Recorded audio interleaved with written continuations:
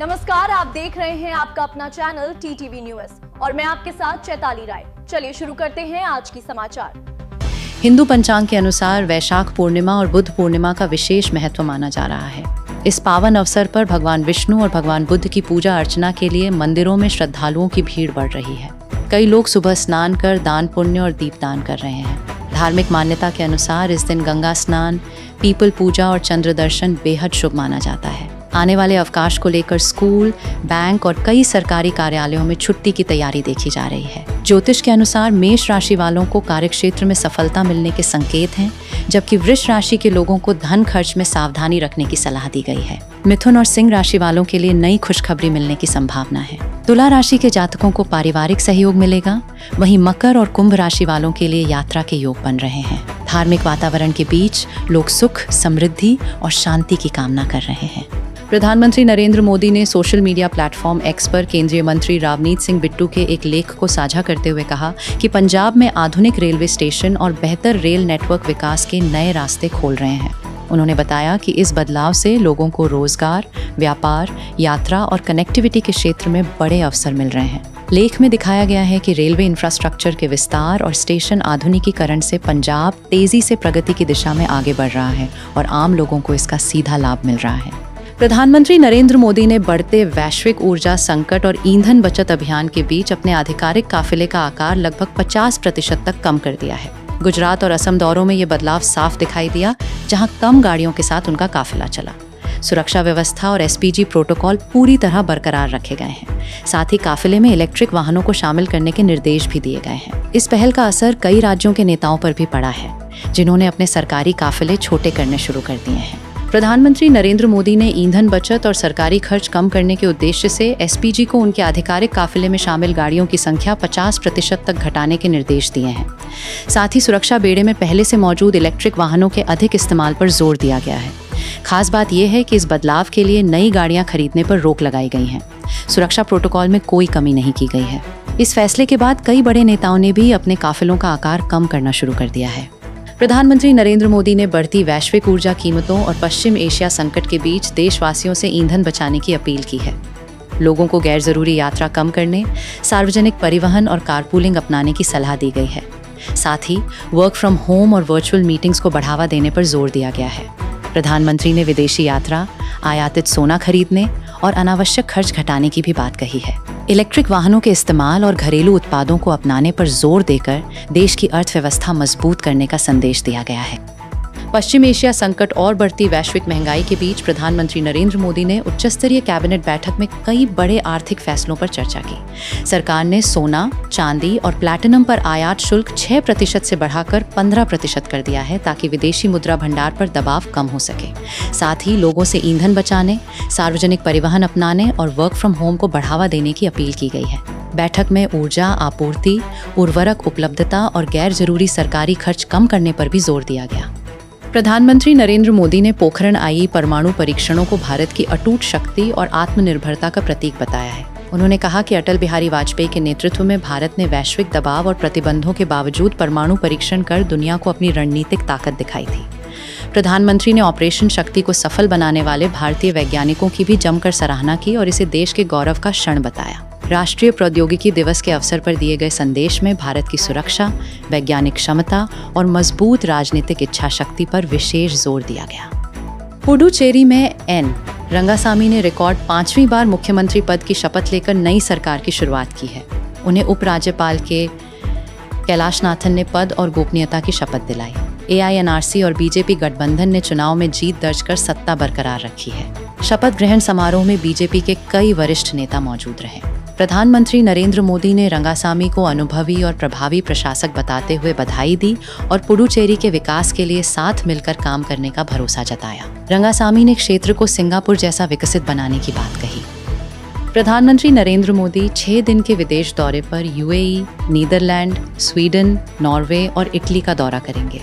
इस यात्रा का मुख्य उद्देश्य रणनीतिक साझेदारी, व्यापार, ऊर्जा सहयोग और ग्रीन ट्रांजिशन को मजबूत करना है। यूएई में व्यापक रणनीतिक साझेदारी और ऊर्जा क्षेत्र पर चर्चा होगी, जबकि यूरोपीय देशों में रक्षा, तकनीक और आर्थिक संबंधों को लेकर उच्चस्तरीय बैठकें आयोजित की जाएंगी।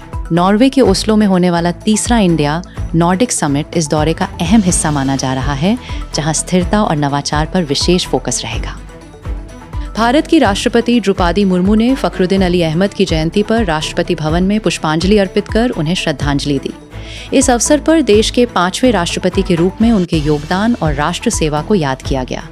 फखरुद्दीन अली अहमद ने वर्ष 1974 से 1977 तक भारत के राष्ट्रपति पद की जिम्मेदारी संभाली थी। कार्यक्रम नई दिल्ली स्थित राष्ट्रपति भवन में आयोजित हुआ, जहां उनके सार्वजनिक जीवन और देश के प्रति समर्पण को सम्मानपूर्वक स्मरण किया गया।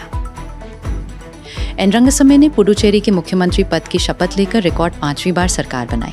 लोक निवास में आयोजित समारोह में उपराज्यपाल के कैलासनाथन ने उन्हें पद और गोपनीयता की शपथ दिलाई।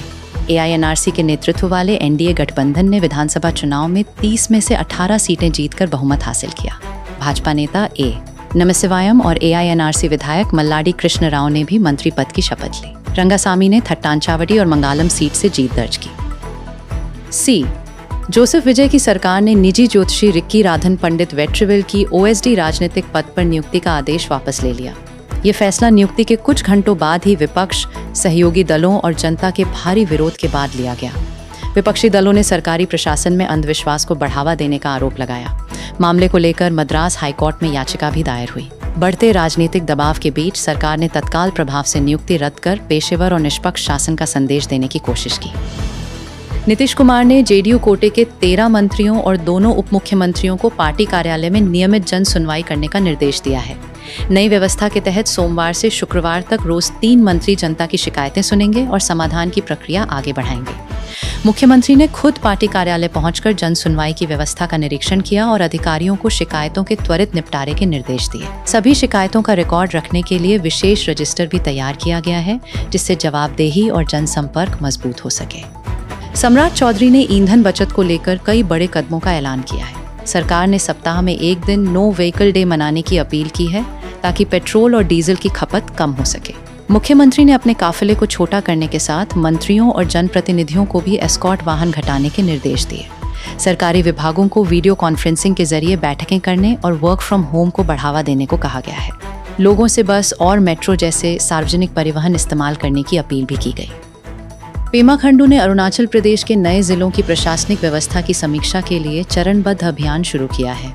इस समीक्षा में कामले, लोअर सियांग, पाक्के केसांग, लेपाराडा, शी योमी, केई पन्न्यौर और बिचोम जिलों की आधारभूत संरचना, कर्मचारियों की कमी और शासन व्यवस्था का आकलन किया जा रहा है।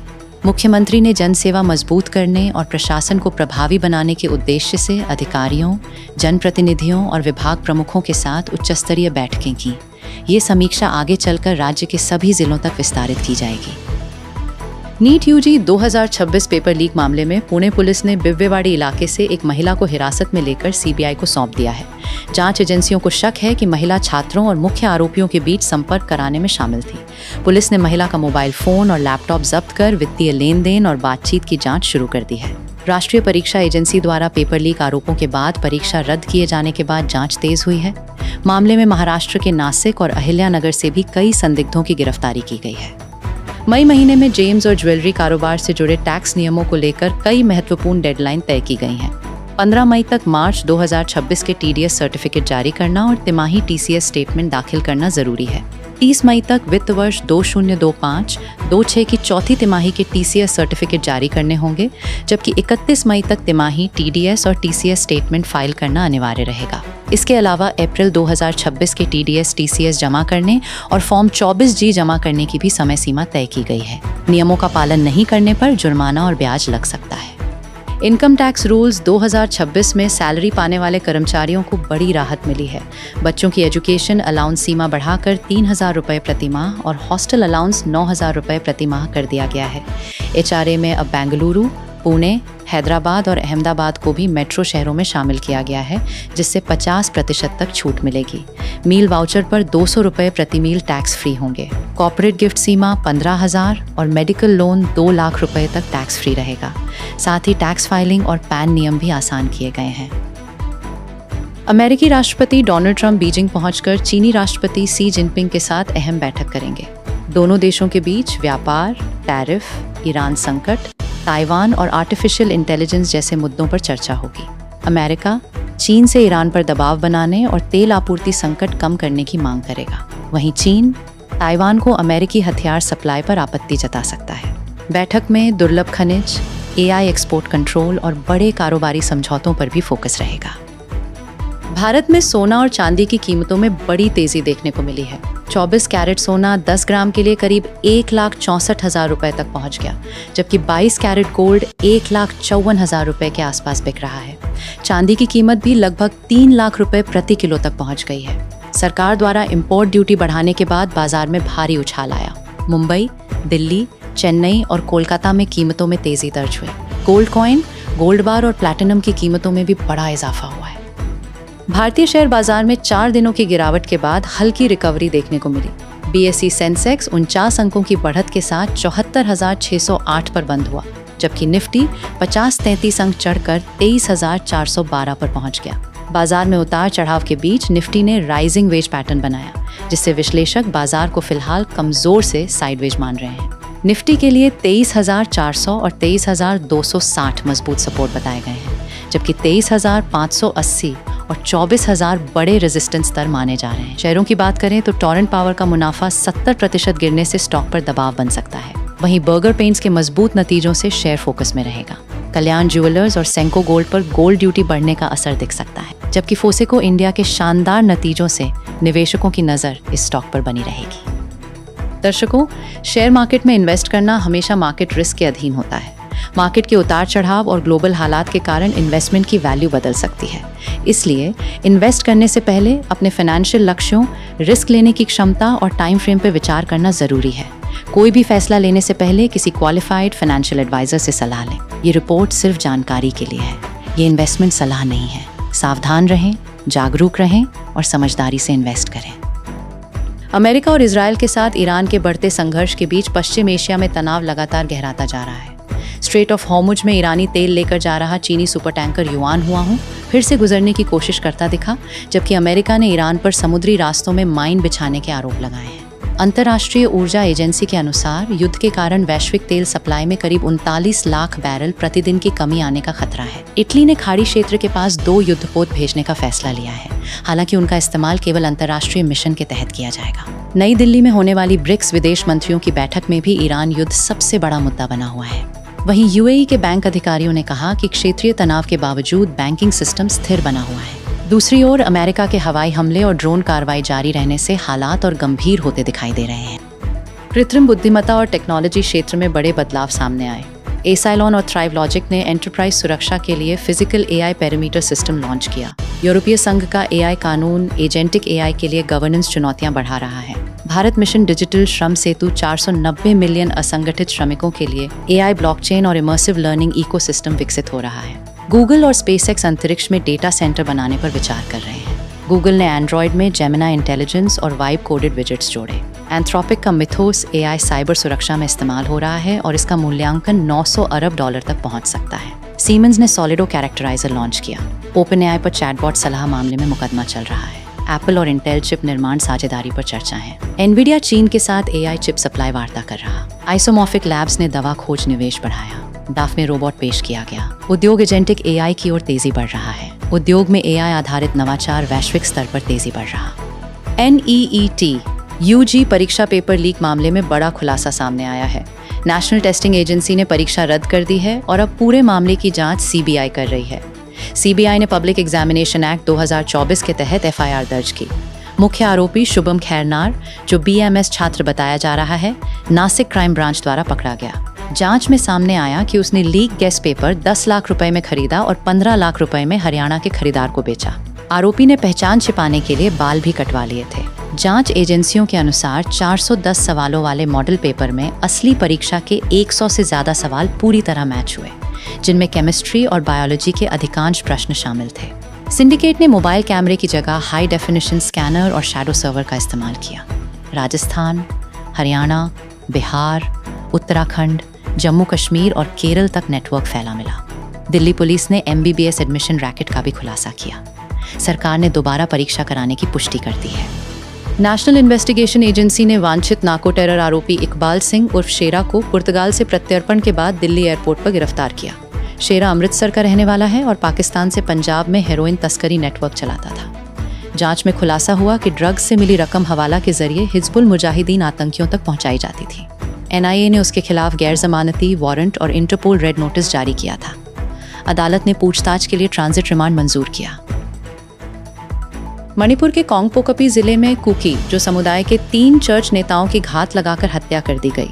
मृतकों में थाडो बैप्टिस्ट एसोसिएशन अध्यक्ष रेव डॉ वी सितलहॉ, रेव वी कैगुलुन और पादरी पाओगोलन शामिल हैं। हमला इम्फाल तमेंगलोंग हाईवे पर हुआ, जिसमें ड्राइवर समेत कई लोग घायल हुए। स्थानीय संगठनों ने ZUF कैम्पसन गुट और वैली आधारित उग्रवादी समूहों पर आरोप लगाया। घटना के बाद NH2 बंद कर दिया गया और पहाड़ी जिलों में अनिश्चितकालीन बंद बुलाया गया। सुरक्षा बलों की तैनाती बढ़ा दी गई। भोपाल में कथित अलव जिहाद आरोप को लेकर एक मुस्लिम युवक आरिफ खान के साथ मारपीट और सार्वजनिक अपमान का मामला सामने आया। आरोप है कि कुछ लोगों ने होटल में घुसकर युवक को पीटा, अर्धनग्न किया और चेहरे पर कालिक व गोबर लगाकर सड़क पर घुमाया। महिला ने पुलिस को बताया कि वो पिछले 5 साल से युवक के साथ सहमति से रिश्ते में थी और किसी तरह का दबाव नहीं था। पुलिस ने अज्ञात लोगों के खिलाफ FIR दर्ज कर जांच शुरू की। घटना के बाद मुस्लिम संगठनों ने विरोध प्रदर्शन भी किया। बिहार के नालंदा जिले के सकरावा गांव में 12 वर्षीय शुभम कुमार की कथित तौर पर नींबू तोड़ने के विवाद में पीट कर हत्या कर दी गई। आरोप है कि पेड़ मालिक के बेटों ने बच्चे को डंडों से बेरहमी से मारा, जिससे उसके सिर में गंभीर चोट लगी। इलाज के लिए ले जाते समय उसकी मौत हो गई। घटना के बाद गांव में तनाव फैल गया और लोगों ने पुलिस का विरोध किया। पुलिस ने मामले में 12 लोगों को गिरफ्तार किया है। इलाके में अतिरिक्त पुलिस बल तैनात किया गया और जांच जारी है। कांग्रेस नेता पवन खेरा गुवाहाटी क्राइम ब्रांच के सामने पूछताछ के लिए पेश हुए। मामला असम मुख्यमंत्री हिमंता बिस्वा शर्मा की पत्नी रिनिकी भुइयां शर्मा पर लगाए गए विदेशी पासपोर्ट और विदेशों में संपत्ति संबंधी आरोपों से जुड़ा है। शिकायत के बाद पुलिस ने मानहानि, जालसाजी, साजिश और धोखाधड़ी की धाराओं में FIR दर्ज की। सुप्रीम कोर्ट से अग्रिम जमानत मिलने के बाद खेड़ा को जांच में सहयोग करने का निर्देश दिया गया था। खेड़ा अपनी कानूनी टीम के साथ बयान और सबूत पेश करने पहुंचे। देश भर में मौसम का मिजाज अलग अलग देखने को मिलेगा। राजस्थान में भीषण गर्मी और हीट वेव का असर बढ़ेगा, जबकि पश्चिम राजस्थान में रेड अलर्ट जारी किया गया है। मध्य प्रदेश, गुजरात, विदर्भ, महाराष्ट्र, बिहार, झारखंड और गंगा पश्चिम बंगाल में भी गर्म हवाएं चलने की संभावना है। दक्षिण भारत के केरल, आंध्र प्रदेश, कर्नाटक और तमिलनाडु में तेज बारिश, गरज चमक और 50 किलोमीटर प्रति घंटे तक की हवाएं चल सकती हैं। मेघालय और पूर्वोत्तर राज्यों में भारी से अत्यधिक भारी बारिश का अलर्ट जारी हुआ है। जम्मू कश्मीर, हिमाचल और उत्तराखंड में पश्चिमी विक्षोभ के कारण बारिश और आंधी की संभावना है। दिल्ली में आंशिक बादल और तापमान 38 डिग्री तक रह सकता है। मुंबई में उमस बढ़ेगी, जबकि कोलकाता और चेन्नई में गर्मी के साथ हल्की बारिश की संभावना बनी हुई है। IMD ने कई राज्यों में ऑरेंज अलर्ट जारी किया है। दोस्तों, आज की सभी बड़ी खबरों का अपडेट यहीं समाप्त होता है। देश और दुनिया की हर महत्वपूर्ण खबर सबसे पहले जानने के लिए हमारे चैनल को अभी सब्सक्राइब करें और बेल आइकॉन को ऑन कर लें। वीडियो पसंद आया हो तो एक लाइक जरूर करें, अपनी राय कमेंट में बताएं और इस वीडियो को अपने दोस्तों के साथ शेयर करना न भूलें। फिलहाल के लिए बस इतना ही। आप सभी खुश रहें, स्वस्थ रहें। फिर मुलाकात होगी नई खबरों और नए अपडेट्स के साथ। धन्यवाद।